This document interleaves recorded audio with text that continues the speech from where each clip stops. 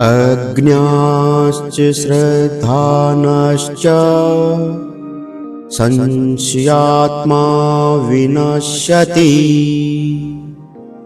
नायं लोकोऽस्ति न परो न सुखं संशयात्मनः।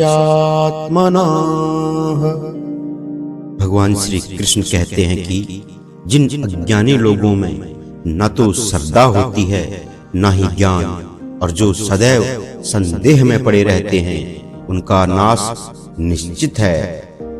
संशय आत्मा मनुष्य के लिए न इस लोक में सुख है और न ही परलोक में।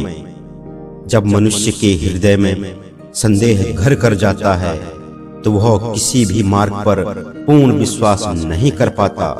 न वह धर्म में स्थिर रह सकता है, न ही अपने कर्तव्यों को पूर्ण निष्ठा से निभा सकता है। संदेह उसके मन को कमजोर कर देता है और निर्णय लेने की शक्ति को समाप्त कर देता है।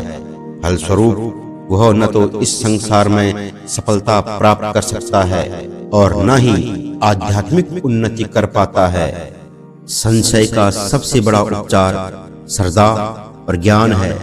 श्रद्धा वह आधार है जो मनुष्य को अपने लक्ष्य की ओर बढ़ने की प्रेरणा देती है, जबकि ज्ञान उसे सत्य की पहचान कराता है। जब कोई व्यक्ति श्रद्धा और ज्ञान से युक्त होता है तो वह जीवन में आत्मविश्वास और शांति का अनुभव करता है। दूसरी ओर जिनके मन में निरंतर संदेह बना रहता है, वह किसी भी सत्य को पूरी तरह स्वीकार नहीं कर पाते और अंततः भ्रमित होकर पतन की ओर अग्रसर होते हैं। एक साधक के लक्षण हैं निरंतर खोज करना।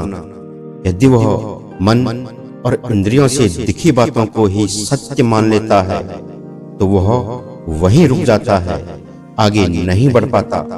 साधक को निरंतर आगे ही बढ़ते रहना चाहिए। जैसे रास्ते पर चलते समय मनुष्य यह न देखे कि कितने मील आगे आ गए, परंतु यह देखें कि कितने मील अभी बाकी पड़े हैं, तब वह ठीक अपने लक्ष्य तक पहुंच जाएगा। ऐसे ही साधक यह न देखें कि कितना जान लिया, अर्थात अपने जाने हुए पर संतोष न करें, परंतु जिस विषय को अच्छी तरह से नहीं जानते उसे जानने की चेष्टा करते रहें।